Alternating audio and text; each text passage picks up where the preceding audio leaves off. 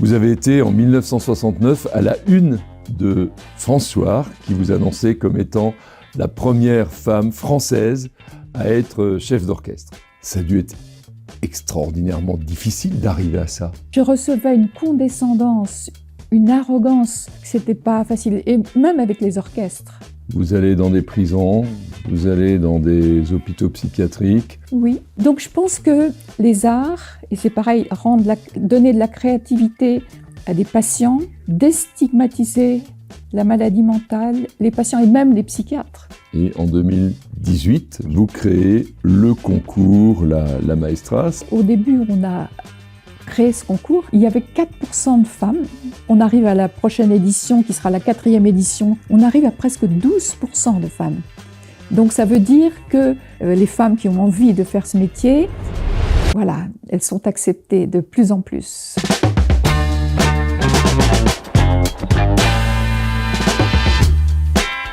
Bonjour à toutes et à tous. Bienvenue dans ce nouvel épisode de Conversation où l'on plonge dans le quotidien de celles et ceux qui s'engagent pour un monde plus juste. Dans Conversation, j'ai le plaisir d'accueillir des personnalités engagées, notamment du monde associatif, soutenues par le dividende sociétal de Crédit Mutuel Alliance Fédérale. Nous parlons d'engagement, de mission, de défis, un moment d'échange pour remonter le fil de leur vie et comprendre ce qui a façonné leurs idées et motivé leurs combats. Aujourd'hui, nous avons le grand plaisir d'accueillir Claire Gibault, fondatrice du Paris Mozart Orchestra, un collectif de musique engagé qui joue avec autant de passion dans les grandes salles que dans les maisons d'arrêt, les hôpitaux ou encore les écoles en zone prioritaire. Merci beaucoup Claire d'avoir accepté d'être avec nous pour cette émission. Vous avez été en 1969 à la une de François, qui vous annonçait comme étant la première femme française à être chef d'orchestre. Vous avez également été députée européenne. Vous allez nous raconter votre parcours, ou une partie de ce parcours, votre combat. Un combat pour se faire une place dans un univers qui est très masculin. En préparant cette émission, Claire, je vous ai demandé de nous ramener un objet qui symbolise bien votre activité, notamment au sein du Paris Mozart Orchestra. Alors, je suis très impatient de connaître quel est cet objet. Ben le voilà. Est-ce que vous devinez ce que c'est ? Ah non, je ne devine pas. Si je vous fais... C'est un métronome. Un métronome, je redis un cadenceur. Oui, un métronome. Et il a été inventé à l'époque de Beethoven, donc au début du 19e siècle, par un monsieur Melzel. Et en ce moment, justement, hier, je répétais la 8e symphonie de Beethoven, qu'on va jouer le 21 juin dans la cour de la mairie du 9e. Et le deuxième mouvement de cette symphonie est dédié à l'inventeur du métronome. Et Beethoven avait écrit un choral, une sorte d'hymne à Melzel. Il faisait ta ta ta ta ta ta ta. Et là, c'est moderne, ça c'est... Ah, ça, c'est le métronome électronique, parce qu'avant, c'était le balancier. Oui, c'est ça. Voilà. C'est toujours la subdivision de la minute, avec le poids qui se déplace le long du balancier. Très bien. Et vous savez, pour les musiciens, la notion de temps est très importante. On règle presque toute notre vie. On est très concerné par la durée, oui. Par le déroulement du temps aussi. On a déjà parlé, enfin j'ai déjà cité le Paris Mozart Orchestra, donc un orchestre qu'on peut considérer comme transdisciplinaire. Est-ce que vous pouvez nous en dire davantage ? La façon dont j'ai voulu que vive cet orchestre, elle m'a été inspirée par l'expérience que j'ai eue avec la création de l'Orchestra Mozart di Bologna avec Claudio Abbado. C'était la réunion de musiciens qui avaient envie de jouer ensemble, déjà qui se sentaient bien ensemble et qui étaient heureux de jouer avec leur chef, qui n'est pas évident dans la vie musicale institutionnelle. Et à vrai dire, dès le début, j'ai souhaité que 50% de nos activités soient dédiées à des actions pédagogiques, solidaires, humanitaires, si bien que ça a vraiment fédéré à la fois musicalement mais humainement les musiciens ensemble. Et on a un projet d'enregistrement bientôt qu'on va appeler Fraternita, et qui vraiment symbolise l'état d'esprit de cet orchestre.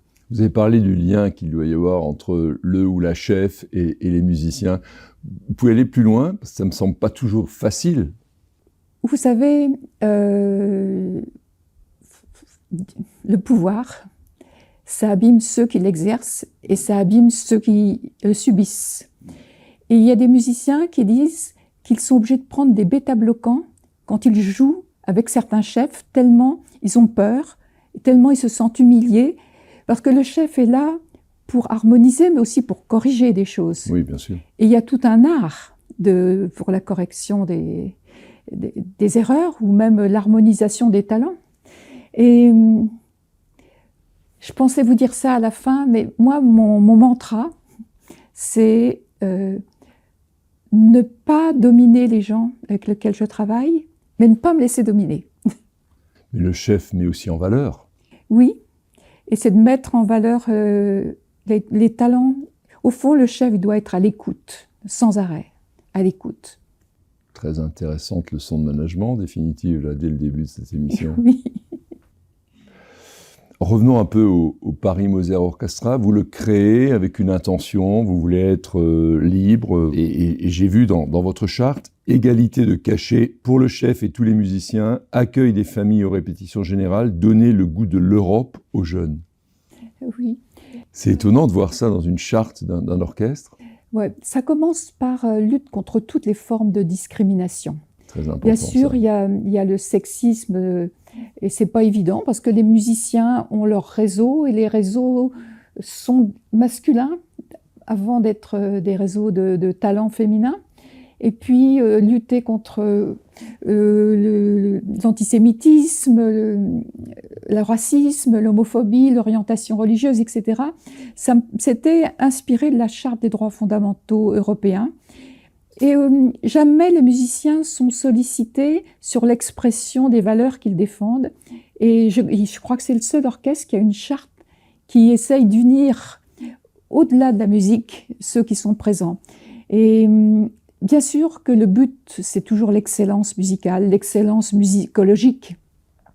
Mais avec tout ce qui se passe dans le monde, et surtout, je crois que pendant la pandémie, tout le monde en a pris conscience, on ne peut pas rester dans une bulle esthétique, pure et musicologique et d'excellence. Il faut la garder, mais il faut s'ouvrir sur toutes les solidarités du monde entier.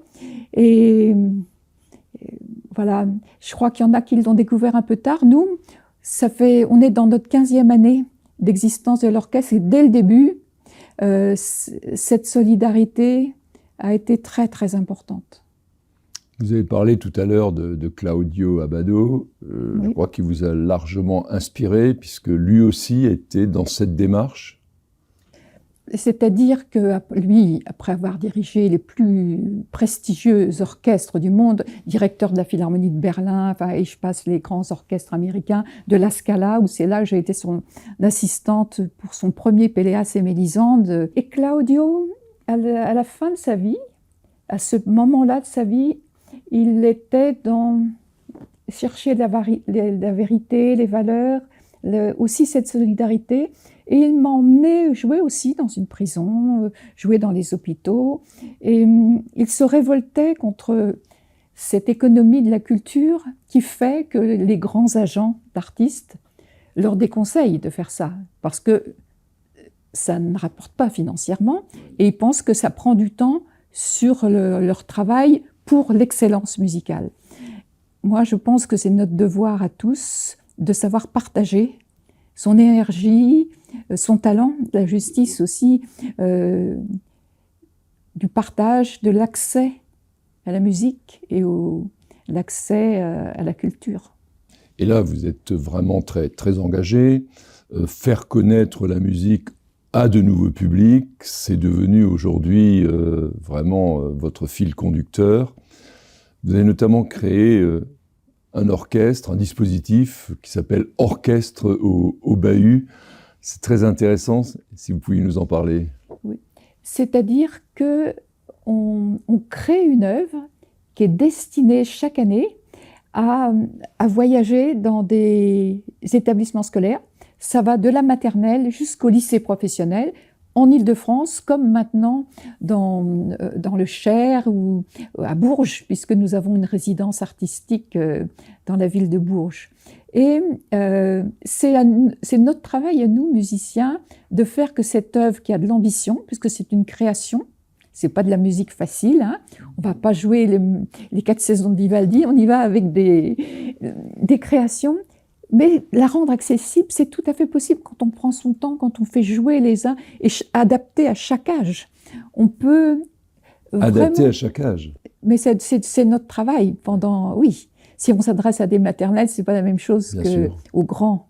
Et c'est absolument passionnant. Et je suis très attentive à ce que ça soit intéressant pour les enfants, pour leurs enseignants, mais aussi pour nous. Il ne faut pas qu'il y ait un musicien qui s'ennuie, parce que tout d'un coup, il n'y a plus cette flamme, sinon. Bien sûr. Il faut que ça soit aussi pour eux quelque chose qui apporte quelque chose. Donc vous scrutez les réactions de ces jeunes. Oui. Et qu'est-ce que vous remarquez le plus de la surprise, de l'intérêt? Mais de l'amour. Oh, c'est formidable. Oui, d'abord ils chantent. On essaye de les motiver aussi à travailler sur le thème qu'on leur propose. Par exemple, cette année, c'était sur le thème de l'eau, avec Eric Orsena.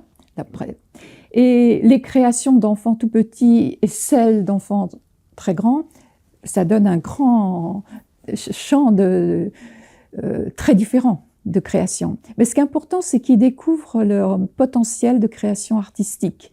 Ils ne soient pas simplement passifs à nous écouter, mais qu'ils soient actifs et co-créateurs. Oui, ça c'est très, très important pour les jeunes. Donc les jeunes d'une part, mais aussi des publics un peu, sans doute encore plus difficiles. Vous allez dans des prisons, vous allez dans des hôpitaux psychiatriques. Oui.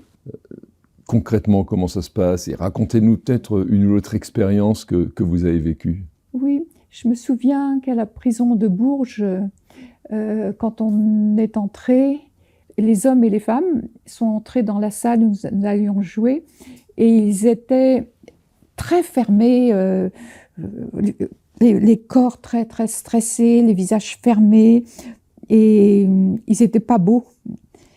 Et mes musiciens ont commencé à jouer le quintet avec clarinette de Mozart et c'était magnifique de voir comme tout se détendait, comment ils souriaient, comment ils respiraient. Et puis parce qu'il y a toujours cette attente d'avoir un dialogue avec eux. Donc entre chaque mouvement, on parlait. Et tout d'un coup, ce qu'ils ont pu dire, se sont exprimés, et on se dit que voilà, il se passe quelque chose. Mais l'hôpital psychiatrique, on va avoir une résidence, on est en train de la construire. La rénovation d'un bâtiment désaffecté de l'hôpital psychiatrique Georges Sand. Et on va commencer l'art-thérapie. Ça va être un tiers-lieu, art, culture et santé mentale. Et je lisais récemment un très beau livre, qui s'appelle « Le pansement Schubert ». Et cette jeune femme, qui est une violoncelliste, elle raconte qu'elle est rentrée dans un hôpital psychiatrique et qu'il y avait dans une chaise roulante une femme qui se débattait, qui criait, qui mordait même les 2 infirmières qui essayaient de lui faire un pansement parce qu'elle avait une plaie purulente. Elle s'est assise, elle a sorti son violoncelle et elle a joué la phrase de l'andante du trio opus 100 de Schubert. Et tout d'un coup, cette femme s'est apaisée, a souri. Et pendant 15 minutes, elle s'est laissée soigner sans problème. Et les infirmières ont appelé ça le pansement Schubert. Ensuite, ils ont fait des tas de recherches avec les scientifiques. Et pour schématiser un peu grossièrement, ils disaient 10 minutes de Schubert égale 5 mg d'oxynorme, qui est un puissant antalgique et anxiolytique. Donc je pense que les arts, et c'est pareil, donner de la créativité à des patients, déstigmatiser la maladie mentale, les patients et même les psychiatres. Moi, j'avais peur, autant des psychiatres que des malades. Oui. Ouais. Donc la musique, thérapie, on l'a souvent entendu, la musique qui contribue au mieux vivre. Oui, enfin, c'est une cause nationale, hein. Et c'est aussi une cause européenne. 46% d'Européens ont des problèmes de santé mentale, ça veut dire 86 millions. Et on voit l'actualité aussi, on parle beaucoup de ça. Vous savez, souvent quand je suis seul le matin au bureau, qu'est-ce qui m'accompagne? La musique. Oui. Ça me permet d'être un peu mieux à l'aise, de mieux travailler pendant ce temps-là. En tout cas, merci de cet entretien qui me donne beaucoup de plaisir, moi aussi. Revenons à ce dont on parlait au début, cette une de France Soir en 1969, avec un homme à marcher sur la Lune, et puis en dessous, une femme à diriger un orchestre. Ça a dû être extraordinairement difficile d'arriver à ça. C'était une remise en question permanente. Et bien sûr que j'ai eu du succès, j'ai eu des joies, et puis j'ai eu quand même 27 ans de travail à l'Opéra de Lyon où j'ai dirigé énormément, quasiment près de 100 représentations par an, et j'ai vraiment appris magnifiquement mon métier, et j'ai pu être invitée aussi bien à l'Opéra de Washington avec Domingo qu'à la Philharmonie de Berlin ou à la Scala. Mais je recevais une condescendance, une arrogance de la part des décideurs et des collègues, que c'était pas facile, et même avec les orchestres. Mais peut-être aussi que j'avais un sale caractère, que les années m'ont un peu apaisé, un peu maté, et que j'ai mieux compris. Il faut du temps pour comprendre les ressources humaines. Sans doute. Et là aussi, vous allez plus loin dans votre démarche. Et en 2018, je crois, vous créez le concours La Maestra. C'est là où on a eu l'occasion de se rencontrer, puisqu'on est venu vous soutenir dans cette opération. C'est une formidable opération que vous avez réussi là. Je me souviens notamment un jour où vous aviez fait venir, dans des conditions très particulières, quelques chefs pour participer à ce concours. Vous savez, au début, on a créé ce concours, et vous étiez un des piliers du départ de ce concours. Il y avait 4% de femmes qui étaient à la tête de concerts, bon, pas responsables, hein, simplement invitées pour diriger des concerts. Maintenant, on a déjà tous les 2 ans, depuis 2020, fait un concours, donc on arrive à la prochaine édition, qui sera la 4e édition en février 2026, on arrive à presque 12% de femmes. Donc ça veut dire que quand on ne rend pas le talent invisible, quand on encourage et qu'on donne et qu'on met au travail les femmes qui ont envie de faire ce métier, voilà, elles sont acceptées de plus en plus. Vous reparlez d'Europe, on en a déjà parlé un tout petit peu, vous avez siégé au Parlement européen, je vous sais européenne convaincue, c'est une valeur que nous partageons aussi, je crois beaucoup à l'Europe, à une Europe qui soit souveraine, à une Europe qui fasse avancer aussi la société, qui fasse du bien aux citoyens. Quand vous dirigez un orchestre, depuis votre pupitre de chef d'orchestre, qu'est-ce que vous pourriez envoyer comme message, et notamment comme message à la jeunesse qui a parfois un peu du mal dans ses repères? Ce que je voulais dire, c'est que Mozart déjà était un Européen convaincu. Il était sur les routes caouteuses en diligence, et que tous les artistes, par obligation même, ont envie de se confronter à des cultures différentes. On ne peut pas ne s'intéresser qu'à la culture de son pays. On est obligé de s'ouvrir sur toutes les autres cultures, et on peut dépasser l'Europe, hein, comme elle maintenant. Et ça, c'est un message qui est important pour la jeunesse. Il n'y a pas de hiérarchie dans les cultures. Il n'y a pas de culture qui domine les autres. On doit les considérer toutes et les exprimer toutes. Et ça, c'est vraiment important. Le fait d'avoir organisé la Maestra, ça vous a permis de connaître d'autres chefs. Vous avez ensuite collaboré parfois avec certaines d'entre elles, et notamment avec la lauréate du concours, du dernier concours. Le prochain aura lieu en 2026, début 2026, c'est ça. Et vous serez au festival de Colmar. le 11 juillet 2025. Alors c'est un festival auquel nous sommes un peu attachés, parce que le Crédit Mutuel a beaucoup d'attaches en Alsace et que nous sommes un des mécènes de ce merveilleux festival. Est-ce que vous avez d'autres projets très importants, notamment en partenariat avec de jeunes chefs? Depuis le début du concours La Maestra, nous organisons des concerts que je partage très souvent avec des lauréates. Alors cette fois-ci à Colmar, ça sera avec Baravni, que j'aime énormément. Qui est de quelle nationalité? Israélienne, voilà. Et ce qui était formidable dans le dernier concours, c'est qu'on a dépassé, grâce à la musique, tous les conflits géopolitiques, puisqu'on avait une Israélienne parmi les lauréates, mais aussi une Iranienne, une Palestinienne, qu'il y avait une Russe, une Ukrainienne, il y avait toutes les nationalités, 51 nationalités qui ont postulé. Et pour la première fois, ce qui était incroyable, parce que c'était normal d'avoir des candidates européennes, américaines ou asiatiques, mais on a eu des candidatures d'Afghanistan, de femmes Tunisie, d'Afghanistan. Oui, de Tunisie, du Maroc. Et je me suis dit vraiment, c'est que le concours s'infiltre et que les femmes reçoivent le message et qu'elles osent et qu'elles ont envie d'exercer ce magnifique métier. La musique pour la paix et la solidarité. Nous allons bientôt arriver au terme de cette émission. Un dernier message que vous voudriez vraiment passer à nos auditeurs? Je pense que les arts en général et que la musique servent beaucoup à l'inclusion de toutes les couches de la société, qu'elles nous rapprochent tous, et que dans une salle se côtoient des gens de différentes origines, de différents statuts sociaux, et qu'on vibre ensemble. En plus, la musique, elle aide beaucoup à des prises de conscience, à des retours sur soi, et qu'elle est un ferment de solidarité sociale. Aussi, quand j'entends certains politiques actuels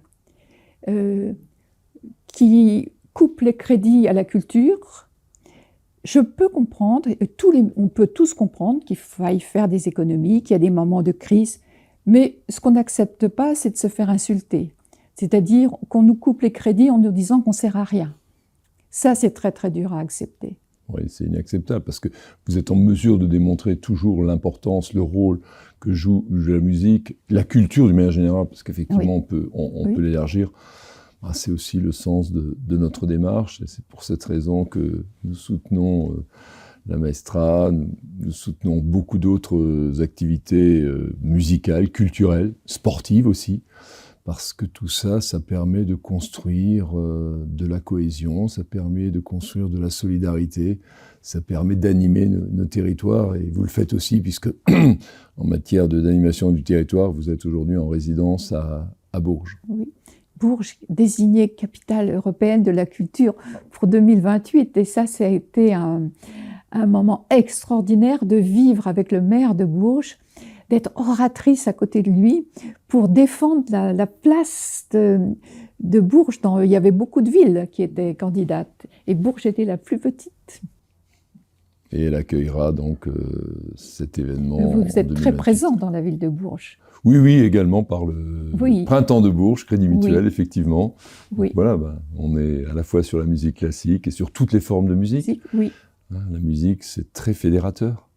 Et on ouvrira, grâce à vous, la saison des Invalides en octobre prochain. Ah, c'est formidable, je me réjouis à l'avance. Avec ce programme Fraternita. Ah, très bien. Là, on est en ligne complètement avec les valeurs que nous voulons au Crédit Mutuel également mettre en avant. La tradition est de terminer cette émission par quelques questions personnelles. Il y en avait une que j'avais prévu de vous poser qui était « Quel est votre mantra ?» Vous avez déjà répondu. Alors, je vais juste encore vous demander quelle est la personne qui vous inspire vraiment, et puis ensuite, quelle est la chanson ou la musique qui résonne tout particulièrement pour vous. On commence par la personne. La personne, je pense que c'est toujours Claudio Abbado, oui. Aujourd'hui, c'est l'anniversaire, je dis du départ au ciel, de Françoise Hardy. Ah. Et c'était le 11 juin l'année dernière. Ah oui, déjà. Et oui, et elle habitait le 9e aussi. Et il y a une chanson que j'adore, c'est L'amitié. Très bien. Merci beaucoup, Claire. Merci, j'ai été trop longue, non? Non. Je pense qu'il n'y aura pas de coupe à faire. On va continuer à se revoir, on va continuer à être à vos côtés, et notamment début 2026 pour cette nouvelle édition de la Maestra. Merci beaucoup, Claire. Et plein succès encore à vous. Merci beaucoup.